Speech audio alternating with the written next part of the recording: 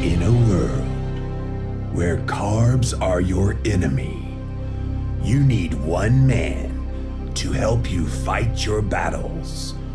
That man is Jimmy.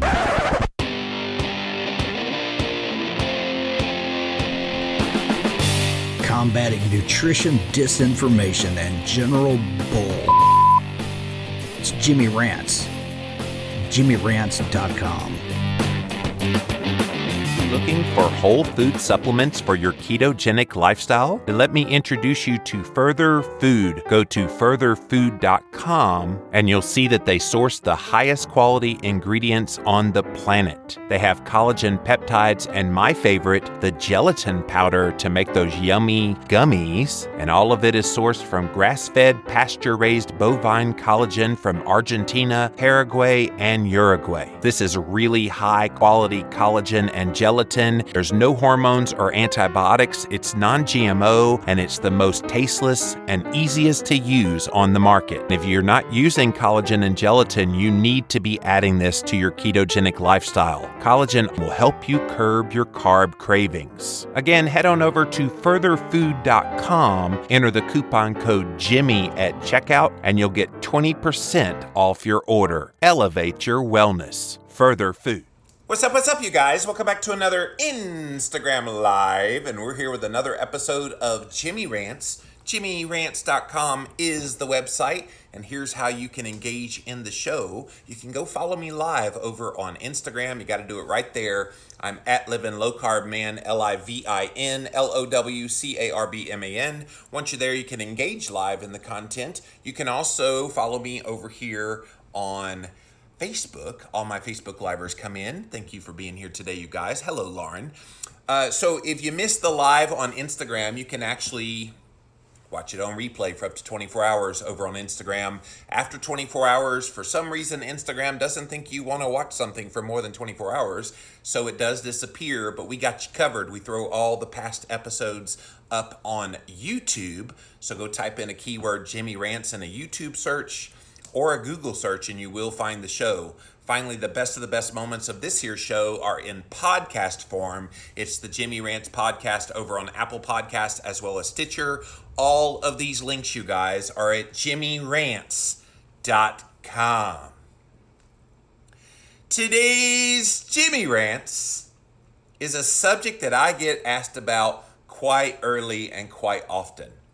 And it's this whole idea of, okay, I have embraced the low-carb, moderate-protein, high-fat, ketogenic lifestyle, Jimmy, and I'm trying to get my family to be on board too because I've seen weight loss, I've seen health benefits, I've had my mood get better, I've had all of these great things happen in my health. Now I want my family to do it. And the question always comes up, what about my kids? How do I feed my kid? They don't need to be on a diet, right? There's no reason for them to be on a diet. And I think sometimes people try to make this more complicated than it needs to be. And so what I want to talk about here today is, should parents put their kids on keto? And if they do, are there any health concerns? Now, I have a news story all about this that we'll go over, but let me just say something very clear up front. A child is still in the development stage. And when a child is still developing and still growing, I think what they need more than anything is just healthy, real whole foods as much as possible. Now, I've never been a parent. We tried to have kids and it just didn't work out because of some of the health issues that Christine had in that area. And so because of that, I don't have firsthand knowledge of what this looks like in the real world. But a lot of you do have munchkins in your life, and you are trying to do the best you can to make them healthy. But even you will admit, oh yeah, they want some crap every once in a while. So there is kind of this all or nothing kind of thing that I've seen happening with parenting and how you feed your kid. One side says, just let them be a kid. Just let them have whatever they want. Kids will be kids, blah, blah, blah. That's what kids do. They eat crap. That's one way to look at this. Another way to look at this is, okay, I saw what that kind of attitude did for me, it made me obese, it made me sugar addicted, it gave me type 2 diabetes, it gave me, whatever when I became an adult. So rather than all the crappy garbage you want, you might take the position of you're not having any of that crap. And so you become this very strict, dictatorial kind of thing with your kid. And, they need to go keto. They gotta go keto just like me. And I think the right answer is somewhere in between. Because I do think that there are moments, birthday parties, for example, where if a kid is with their peer and they want to engage in the festivities that usually surround some crappy garbage food, like birthday cake, for example, you have some birthday cake. I don't think we need to be so hard-lined about it with kids that we take away the joy of those moments in their childhood. Now, that said, you as a parent, you are the one that's responsible for feeding them most of the time. And when you feed them real whole foods. And real whole foods don't necessarily need to fall within the ketogenic template. I think kids would do probably fine eating fruit, even though maybe you don't eat fruit on your keto lifestyle. I think kids would do fine having some starchy carbohydrates like a sweet potato or something like that. What you're doing, though, is you're desensitizing your kids' taste buds to this overpoweringness of the crappy garbage that's out there. Food manufacturers know very well how to reach your kid.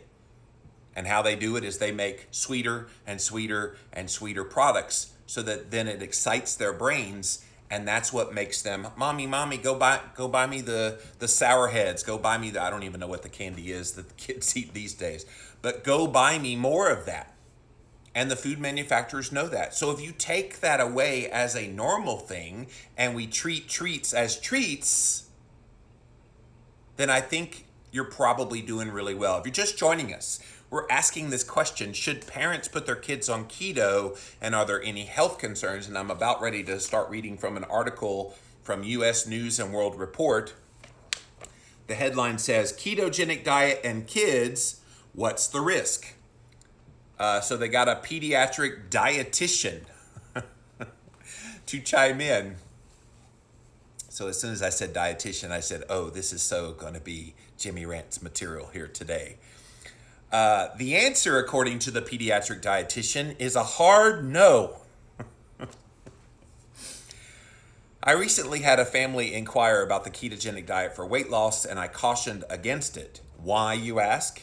To say that the high-fat, moderate protein, and low-carb eating plan has become one of the most popular diets of recent years would be an understatement. Well, you're welcome. I helped with Keto Clarity usher in this diet that you think is horrible.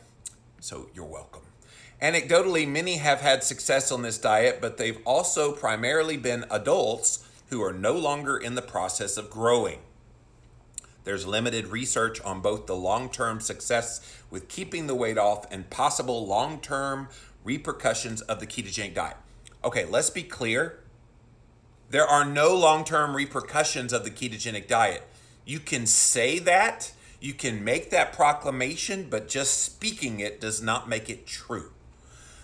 But they always have to throw that in there. Well, we don't really have any long-term impact of what this is doing. There's a lot of people that have been eating low-carb and ketogenic for many, many years. So let's not pretend like that there aren't examples of people that have done this for a very long time. I personally have been low-carb for over 15 years. I've been hot and heavy ketogenic since 2012, so 7 years. And so when are things supposed to be happening to me? This is the thing I always ask these people. Oh, we don't know the long-term effects of keto. Where are the dead bodies? I don't mean to sound so gruesome, but think about it. If it's supposed to be this dastardly way of eating, would we not see people having these ramifications, lying on the ground with all these health issues that they're claiming that low-carb keto is producing? But I digress. Let me get back to the article. Some randomized controlled trials do show statistically significant differences between the weight loss on a low-carb versus low-fat diet at 6 months. That's true. Low-carb has destroyed the low-fat diet in head-to-head studies, not just with weight loss, but a lot of the cardiometabolic markers that are key to your overall health. Long-term follow-up isn't typically done, though. Well, they're not typically done because those studies are very expensive to follow up on and to do 1 or 2 year types of studies. I will tell you, there is a big one in the works now that's about to release their 2-year data. Dr. Sarah Hallberg released 1-year data from her study looking at type 2 diabetic patients and obesity, and the 1-year results came out last year. We're about to get the 2-year clinical trial data results from Dr. Hallberg. So look for that. Obviously, we will keep you abreast of this here on Jimmy Rants, Hallberg, if you want to go Google her name. And this long-term follow-up is happening. So this dietitian that they quoted in this article obviously doesn't know about the Hallberg study that's coming. If she watched Jimmy Rants, maybe she would know, right?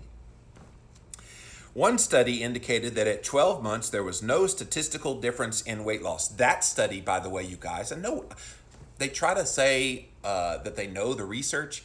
The research that they're citing, that 12-month study, they gave them guidance about what to do all the way through the end of 6 months. At the end of 6 months, they stopped giving them guidance and said, yeah, just go do it on your own. So the last 6 months, by the time they look at what people actually ate, they added back in carbohydrates to the level that's the same as the low-fat group. So obviously, they're going to have similar weight loss results at the end of the study because they added back in the carbs. If they kept them at the carbohydrate restriction and kept them in a state of nutritional ketosis, they would have seen a wider margin of difference. So when you read these kind of articles, and I always outline these for you, when you see this kind of stuff, you got to know, you can't take them at their word. Well, one study indicated at 12 months there was no statistical difference in the amount of weight loss. You've got to know what happened in that study, and yet they never parse that out for you. I will, by the way. Studies typically show that any diet modification, if maintained, can result in weight loss. That's another study by this guy named Kevin Hall. And again, he compared 4 different diets, but by the end of the study, all 4 diets were the exact same macronutrient ratios. So for there to be no difference in the amount of weight loss with the 4 different modalities, why is it a surprise that they lost the same amount of weight and there was no difference between them? See, this is why we have to be very vigilant when they're quoting science, that they're doing it correctly. And if they're not giving you all the pieces of the puzzle, you're going to read that and go, well, if it's any diet, then I guess it doesn't matter how I eat. I'm going to lose the same amount of weight regardless of what I do. And that's what they want you to believe. But there have been 31 studies pitting a low-carb diet against a low-fat diet, and all 31, it's 31 to nothing.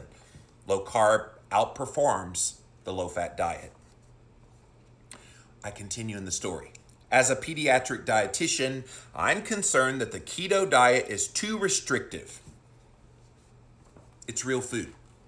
I don't understand what is it in the ketogenic diet that is so valuable, or not in a ketogenic diet, that is so valuable to a kid's health. Think that through a little bit.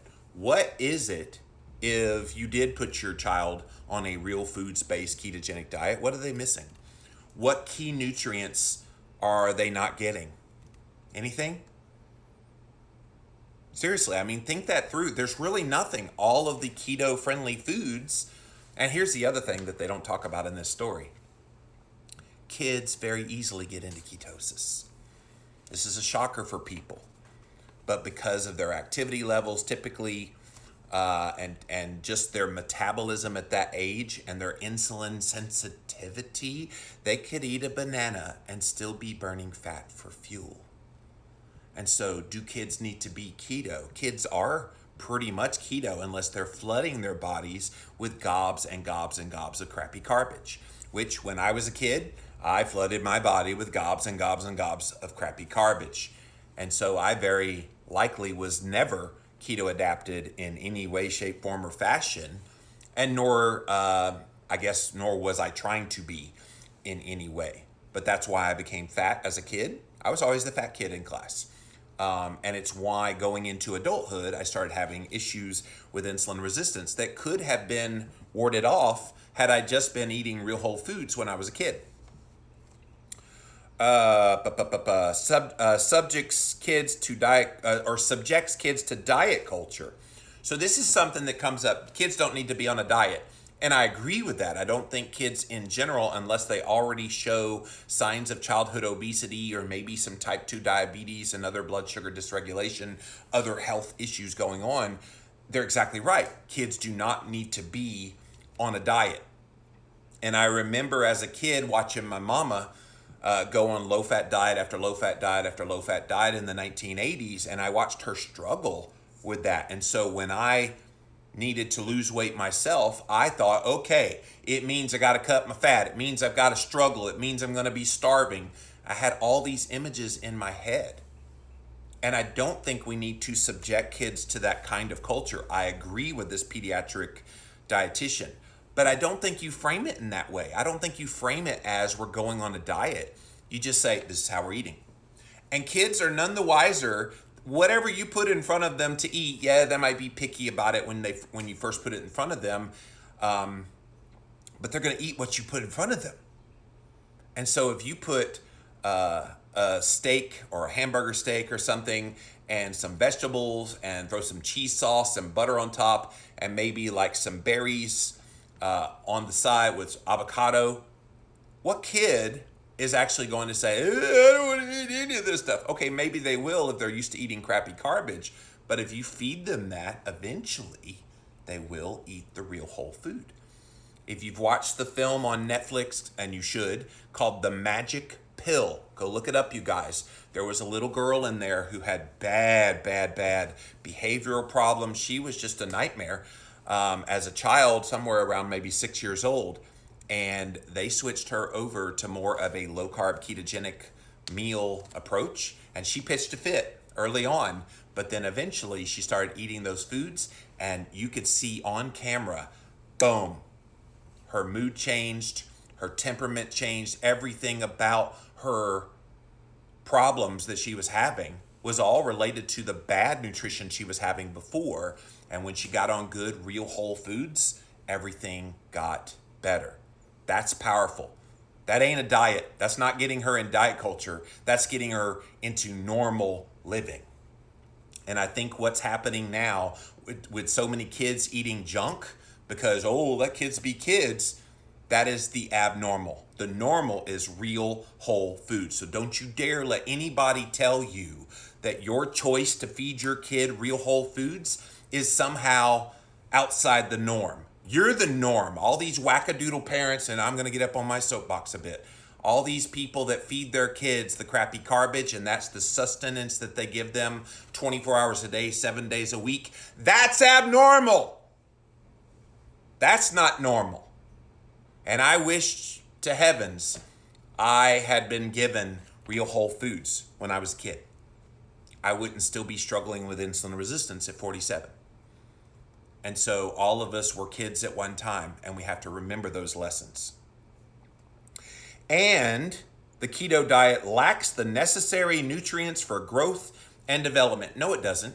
When you eat a nutrient-dense, real whole foods-based diet, regardless of what you call it, you're going to get the nutrition.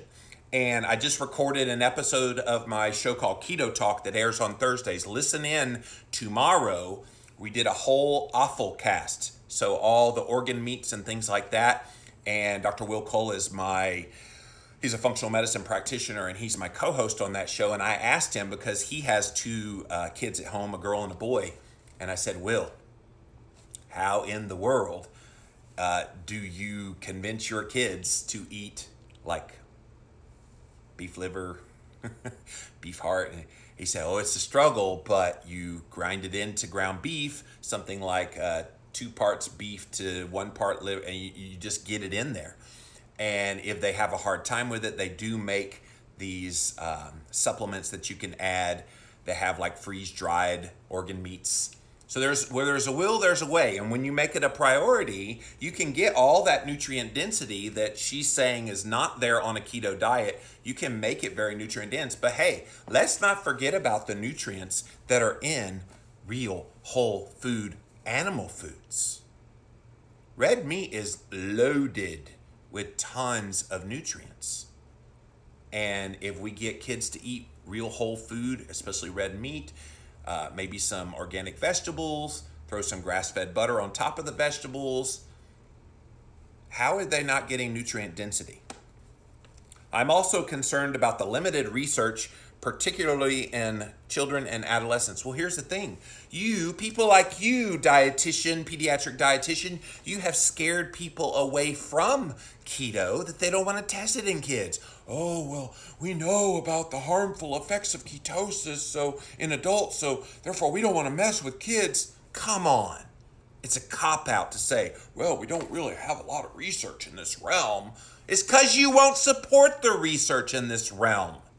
Start supporting the research, and then we'll get it. Now, again, I don't think we need research in this realm because it's just real food. Since when did we vilify kids eating a real foods-based diet? They sure are. The ketogenic diet actually began as a treatment for epilepsy, children with epilepsy. So all these belly aching concerns about the ketogenic diet in kids, it was one of the first uses of the ketogenic diet was in kids that had uncontrolled seizures. And they put them on ketogenic diet. This was in the 1920s, you guys, 100 years ago. Kids were the beta testers of keto. And so we want to make it like, oh, this is such a dangerous thing for kids. Kids were very happily doing the ketogenic diet. And these kids with epilepsy, not just doing keto like you and I are doing today, they did an extremely high fat diet, somewhere in the range of like 85 to 90% of their calories coming from fat and the rest protein and very minimal carbohydrates.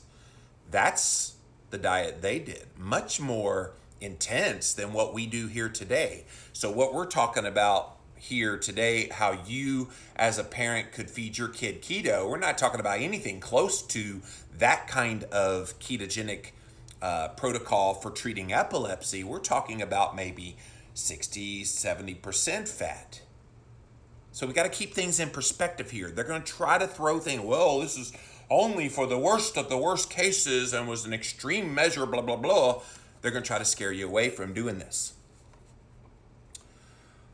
The keto diet went mainstream as a weight loss method, and by following a ketogenic diet, your body is put into ketosis, blah, blah, blah, blah, blah. Because you're only allowed 20 to 30 grams of carbs a day, fruit isn't allowed on the keto diet. So again, I mentioned this earlier. Kids could probably still have fruit and still be in ketosis. This is something this pediatrician isn't acknowledging here. This pediatric dietitian thinks, well, we know an apple has 20 grams of carbs, so fruit is not on the keto diet. It could be. And yes, typically 20 to 30 grams of carbs, total carbs, is what adults would do that maybe have some insulin resistance. But I think a kid who has really good metabolism could probably eat upwards of maybe 70 to 100 grams of carbs, which would include the fruit, which would include sweet potatoes, and still be in ketosis. So the notions that they're putting in this article are just flat out wrong, which is why we're pointing them out here today. Another forbidden food group, this is a funny one, guys. Most dairy products. Do you eat dairy in your diet, in your keto diet? Yeah, so do I. And yes, there are a few people who need to eliminate dairy because they've got autoimmune conditions and they've got some other reactivity to the lactose that's in it. But you eat cheese, you have heavy cream, you have all these full fat sources of dairy, but they're lamenting in here, well, milk and yogurt are too high in carbs, so they're out. Well, what do you get in milk? If you're going to drink milk, have raw milk, by the way, and that's perfectly fine. You can have yogurt. You need to have full-fat, unsweetened Greek yogurt.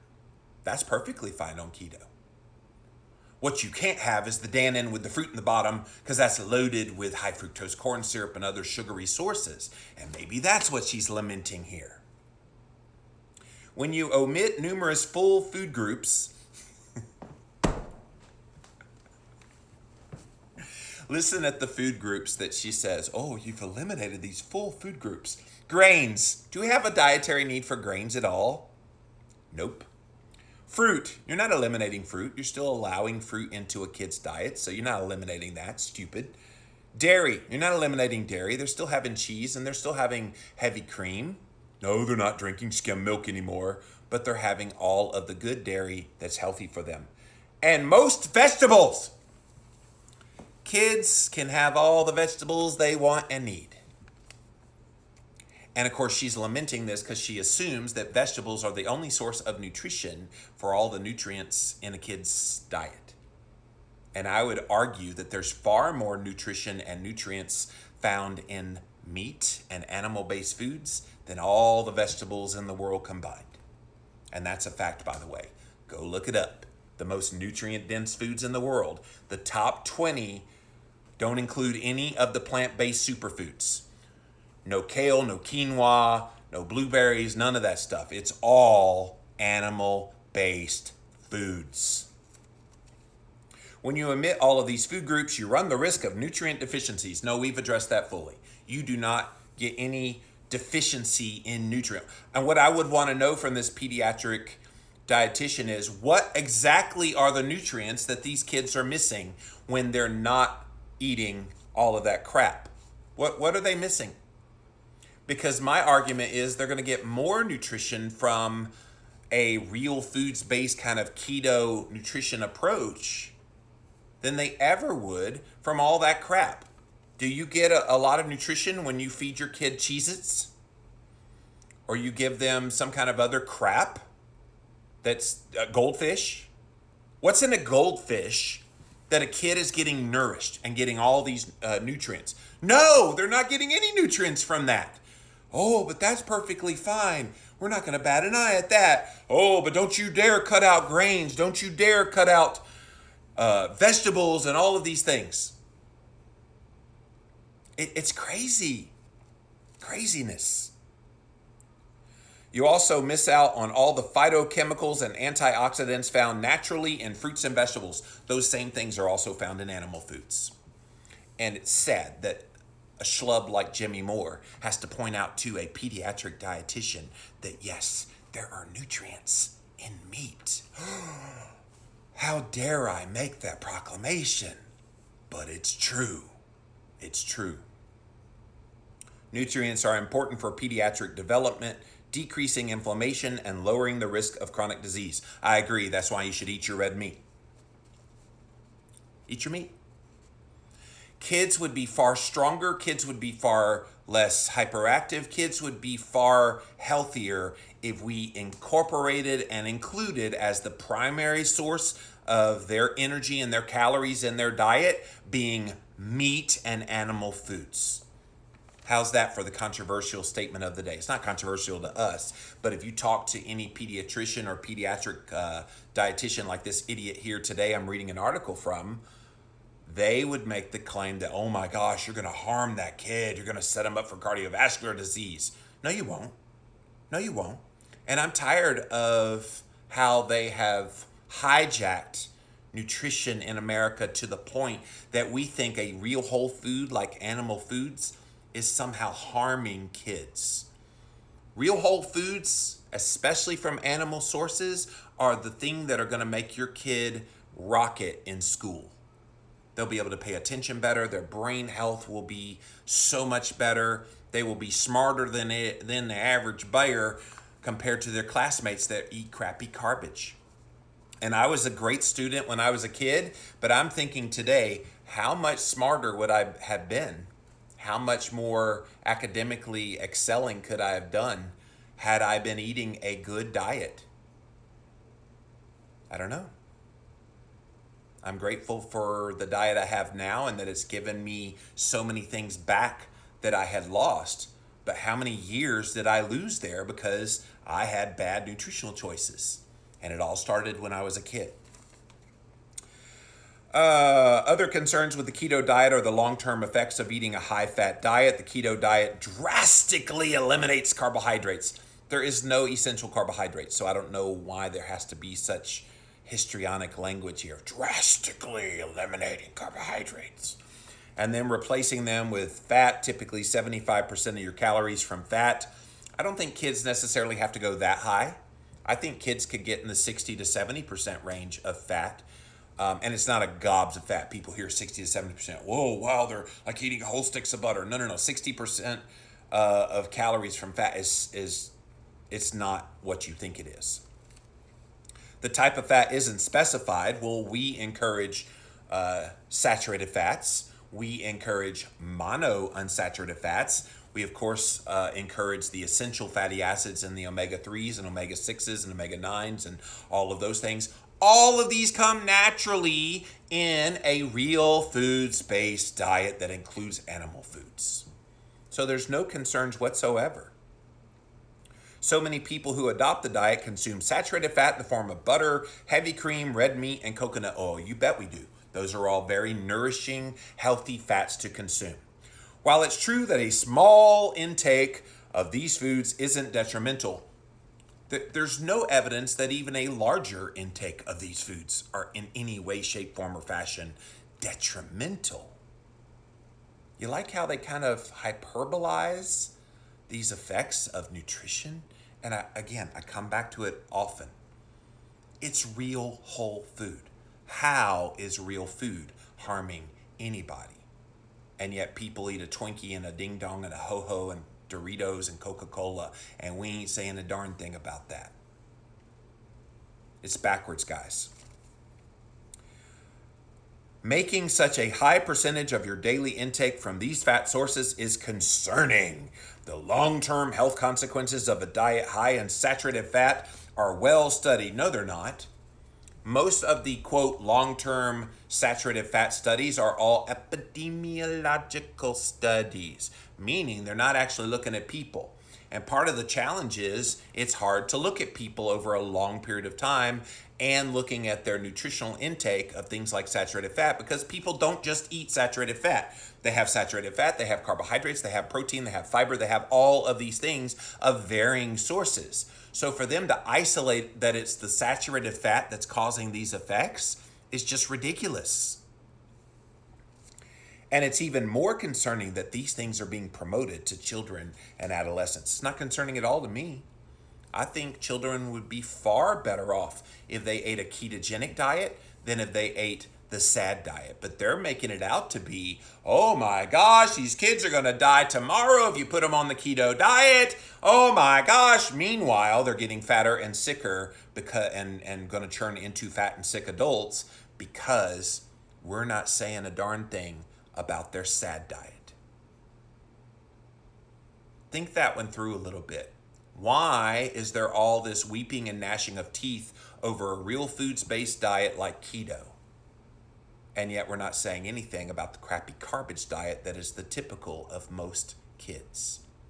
We got to get our priorities straight. We've got to put the focus on the things that really matter. And to me, that's what really matters. How are we feeding our kids to make them optimally healthy so that when they become an adult, they don't run into the problems that we run into? And if you think because you got type 2 diabetes, oh, I guess it was in my genetics, you got another thing coming.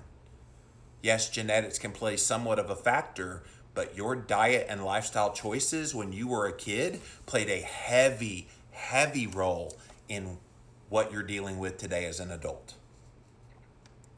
The keto diet can be difficult to follow, not if you have a plan in place, not if you have people that can help you work through it. There's lots of great coaches. My friend Lauren, Keto Coach Lauren, is here on Instagram Live. She coaches people all the time on how to do this and do it well without having all the consequences of the difficulty to follow. It's not hard to follow. You get a plan in place and you do it. That's it. It's true that while in ketosis, your body doesn't feel hunger. Well, at least she finally admitted that there was benefit to eating keto.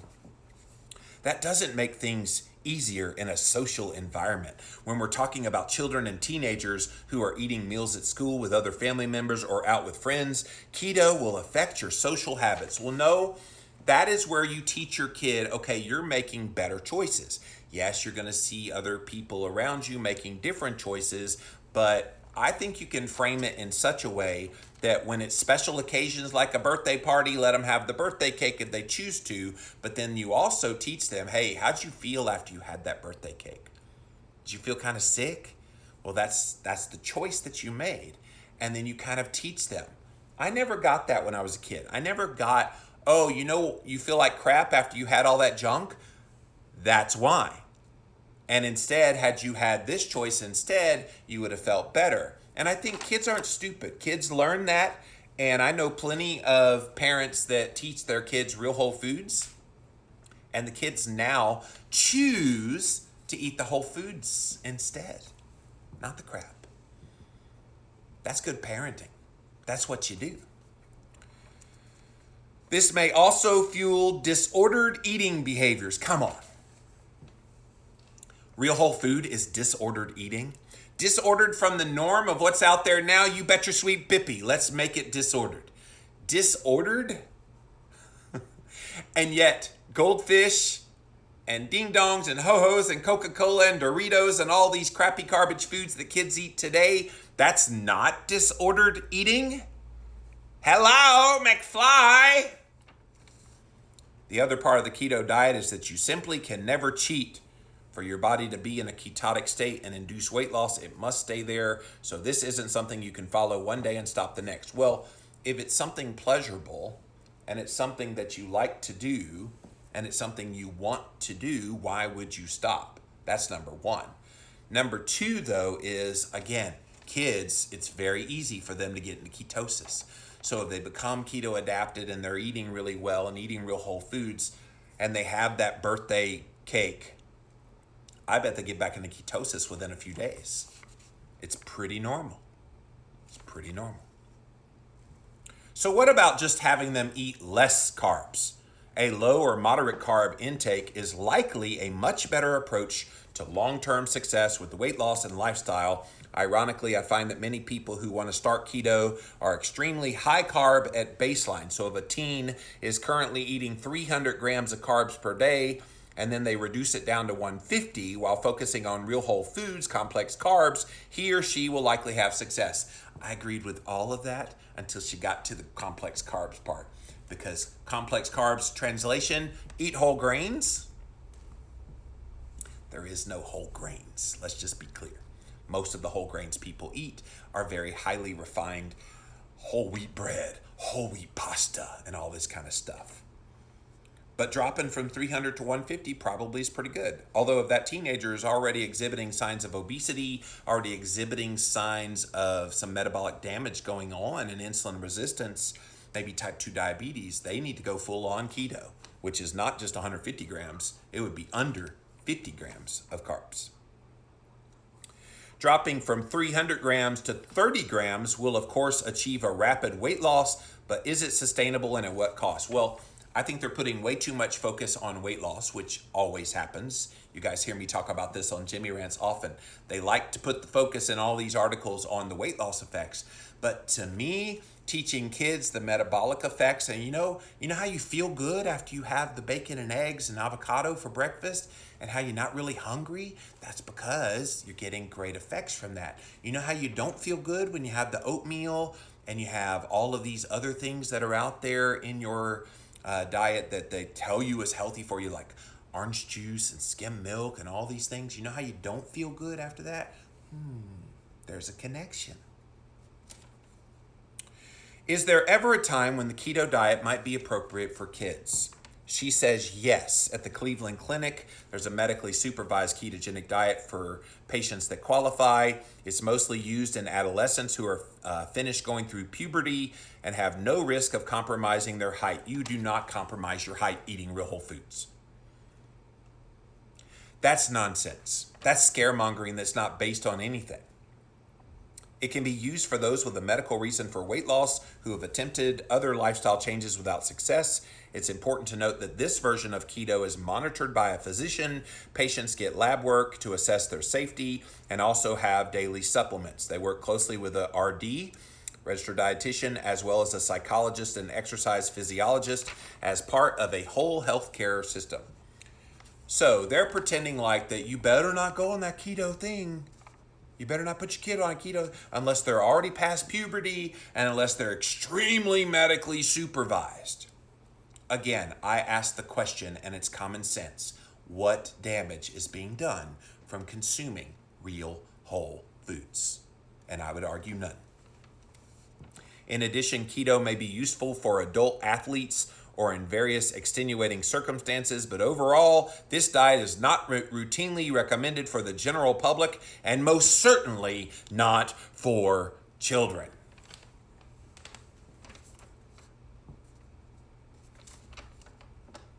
Nonsense. Yes, most children can benefit from reducing their carbs. See, she's trying to talk out of her both sides of her mouth. Because on the one hand, she says, don't eat keto.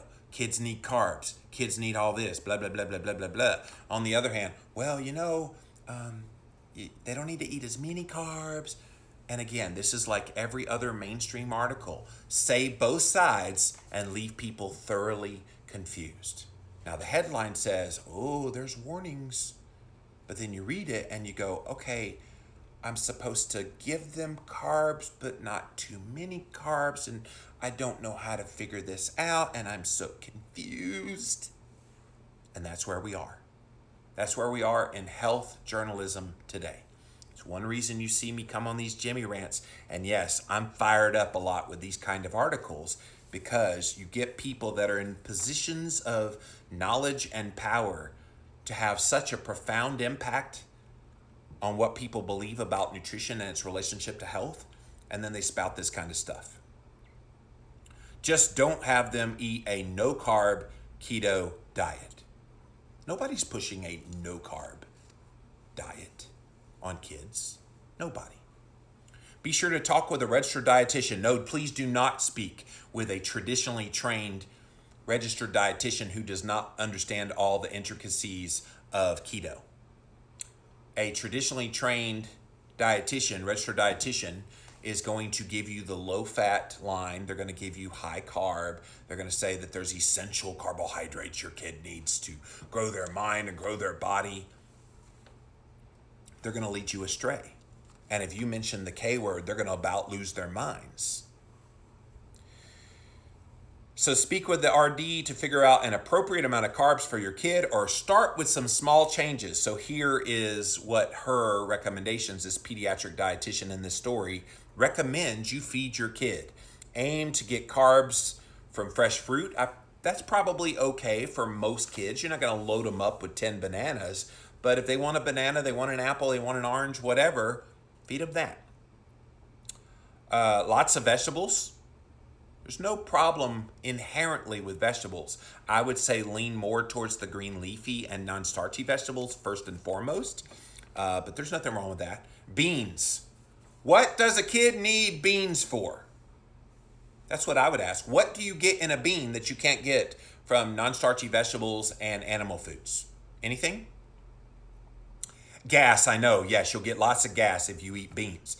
But no, beans, no. Legumes? Again, I ask, what do you get in a legume that you can't get in animal foods and green leafy, non-starchy vegetables? High fiber grains. Guess what? You don't need grains for fiber. You don't. Green leafy vegetables give you plenty of fiber. And some dairy products. Well, you are including some dairy products in a ketogenic diet. And not the low-fat kind. You're getting cheese, you're getting heavy cream, you're getting raw milk, you're getting all of these delicious sources of dairy that give both fat and protein to nourish that kid's body. Avoid added sugars, she says, I agree, and processed carbohydrates, she totally agree there. Low carb is okay, but not no carb, and that's the preferred way to go. So the whole article, she is poo-pooing against keto And then at the very end, oh yeah, low carb's fine. Talking out of both sides of her mouth. So again, guys, this was in U.S. News and World Report, ketogenic diet and kids. What's the risk? And hopefully by now, at the end of this Jimmy Rants, you understand what utter nonsense most of that was. So the bottom line in this Jimmy Rants is, should parents put their kids on keto, and are there any health concerns? I think if you focus in on nutrient-dense, real, whole foods, and you want to feed your munchkins those kinds of foods, there's definitely no downside to it. If occasionally they want to have birthday cake when they go to a birthday party, as long as those parties aren't every single day, that's probably perfectly okay. And again, I wish when I was a kid I had been given that advice, because I would not be struggling in my late 40s dealing with insulin resistance to the degree that I am now. All right, let's see what you guys have to say. Welcome in, welcome in. We're going to go to Instagram Live first. We'll be over here to you guys here on Facebook Live here in a second.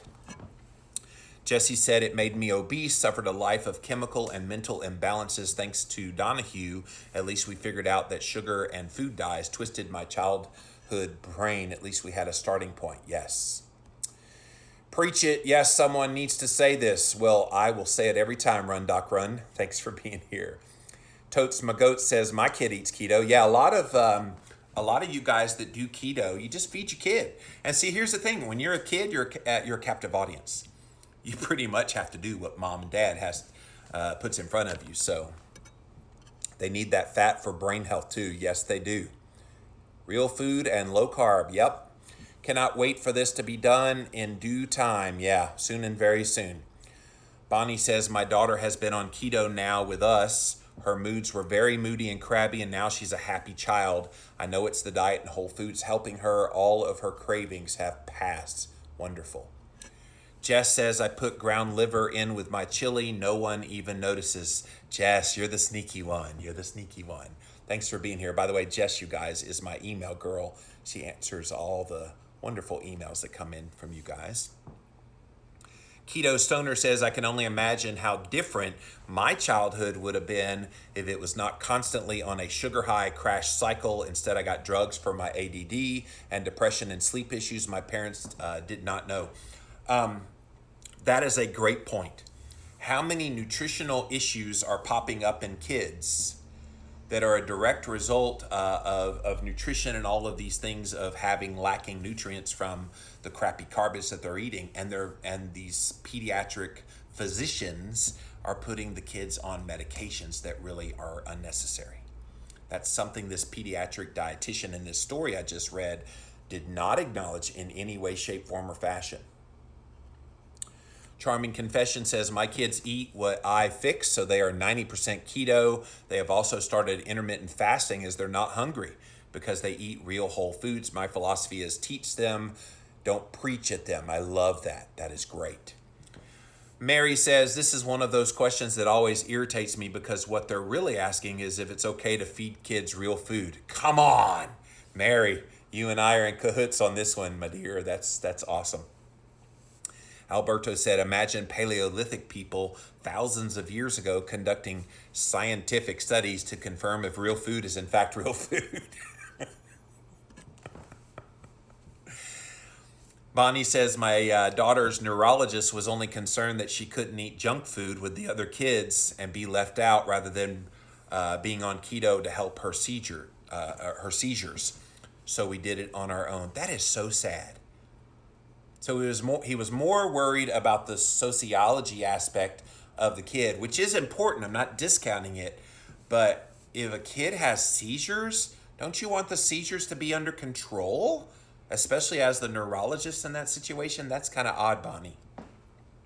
Keto Bobs says, my 15-year-old son lost 55 pounds keto and intermittent fasting. He also grew 2 inches. My 17-year-old daughter cured acid reflux and irritable bowel syndrome on keto. Seems pretty safe in my family. Good for you. Joette says, I'm raising my granddaughter on a ketogenic approach. It's natural now to her. Yeah.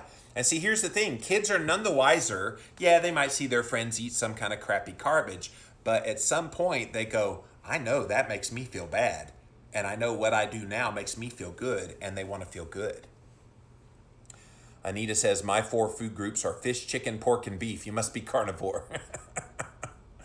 Keto Stoner, have you thought about doing a Jimmy Rants to balance out or Jimmy Raves to balance out your rants? It would be awesome to have the good people and articles discussed in a similar way.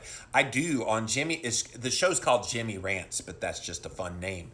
I talk about a lot of things where I talk about very positive news that happen. I just did a story just yesterday or the day before on a new study looking at keto and the military that Dr. Jeff Folick did. So I often mix in the ranting about this kind of nonsense with good stuff too. So stick around, Keto Stoner. You might see my bud. So, all right, let's see.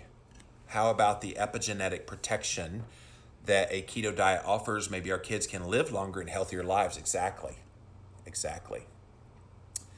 I love how the main problem with keto is you're too weak-minded to follow it. Yeah, that is what they say. They say, oh my gosh, you can't do it because it's so hard. It's not hard. It's real whole food.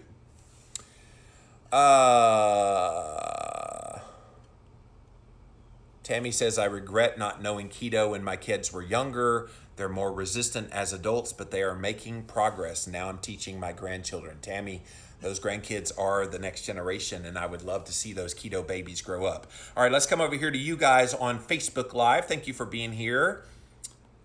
All right, let's see what we got here. I have my 2-year-old grandbaby on it now, talking about keto. After vaccinations caused her autism, it helps her mood tremendously and is now showing great improvement. That is awesome. I agree with you. I think paleo and real foods include fruit are ideal for kids. Let them truly enjoy celebrations like our ancestors did several times a year. Also will make it even more special for them. They need more exercise these days too. Yeah, exercise is another component in this greater health conversation. But I love that you brought out the point that treats are treats. And I remember hearing my dad talk about when he was a kid, they always on Sundays got to have one bottle. It was a 6-ounce bottle. You can't even buy a 6-ounce bottle, but a 6-ounce bottle of Coca-Cola. And that was the treat that they would have on Sundays. Sunday after church, they would go and their daddy, my grandfather, would give them one 6-ounce bottle of Coca-Cola. And that was the treat for the whole week. And the rest of the week, they ate real whole foods and did the best they could with those real whole foods. Claire says, both of our boys eat a lower carb rather than full-on keto. They cost me a fortune. Yeah. And lower carb's probably good enough. They're probably going to get most of those benefits from just eating lower carb.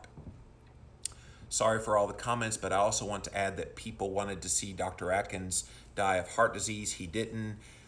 He died an older age after falling on ice. Yes, he did. Regardless, he was healthy and would turn over in his grave to see all the junk that they're making with his name. Yeah, I agree, Bonnie. He would. I'm glad you're mentioning this. I'm rereading his book now. Excellent.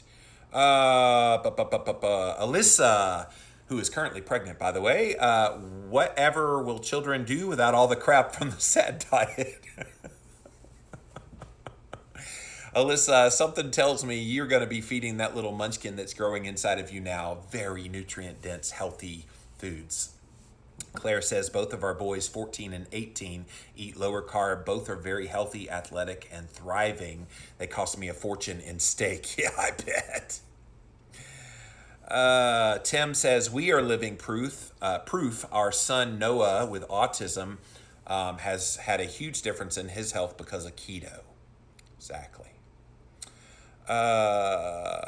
Let's see. Children do need to be educated about how food affects their bodies. Yes, they do. I'm raising my granddaughter on keto, says Joe. It's just so natural for her to eat this way now. Excellent. Brad says goldfish. There's no omega-3s in goldfish. Exactly. Go have them eat real fish. There's plenty of omega-3s in there. Carol says, but the ADA and the AHA said so. Talking about don't eat keto. I wish I knew then what I know now. My child would have benefited greatly from this way of eating. Yeah, Kay, a lot of us are having kind of that hindsight 2020 regret.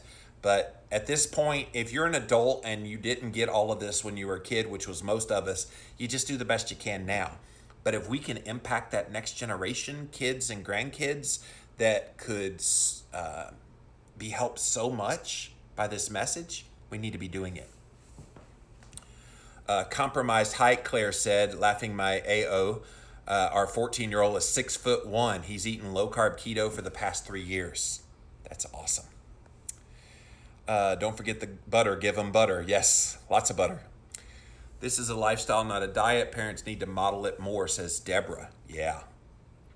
Dan says, joined in late. My daughter was 1.5 years keto and did amazingly well. Yes. And enjoyed all the bacon that you cooked for her too, right, Dan? Kay says, your father's cola probably had the real cocaine in it. No, it did not. He was not that old.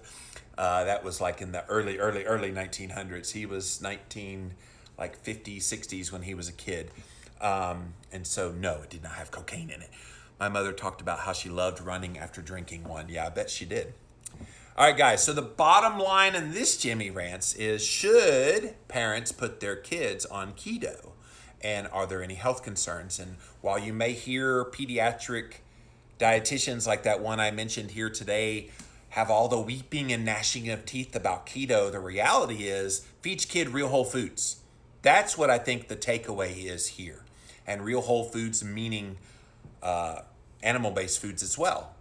And if you feed them that way, you're going to be so happy that you raised your kid in that way. You're going to be so thrilled, and they're going to be thankful that you didn't pass on the genetics. Have you ever said that about yourself? Well, I guess I'm fat and unhealthy today because my dad and my mom were fat and unhealthy when they were adults, and they're going downhill fast. I guess I'm going down that same path. No, this is not a genetic death sentence, guys. Epigenetics plays a huge role in this conversation, and you can express those genes differently through nutrition and lifestyle choices. It's why you see me so adamant so often talking about this in this way, because we're not an inevitability. You can and will change the course of your life through these choices that you make. And don't you want to pass that on to your kids? Don't you want them to not have to suffer like you have suffered? I think you know the answer to that. That's it for this episode of Jimmy Rants. JimmyRants.com is the website. As always, you can engage live in the content, but you got to go follow me over on Instagram. I'm at Living Low Carb Man, LIVINLOWCARBMAN. We also simulcast live here on my Facebook page. So thank you guys for being here. Stick around. We're going to have a real quick after party. I got to get going here in just a minute, but we'll be right back with you guys in just a minute. If you missed the live, you can watch it on replay on Instagram for up to 24 hours. After 24 hours, it does disappear. You'll need to go access all the past episodes over on YouTube. Type in a keyword, Jimmy Rants. You will find the show. Finally, the best of the best moments of this here show are in podcast form. It's the Jimmy Rants podcast on Apple Podcast and Stitcher. All of these links, you guys, are at jimmyrants.com. So until next time, Instagram, we'll see you then.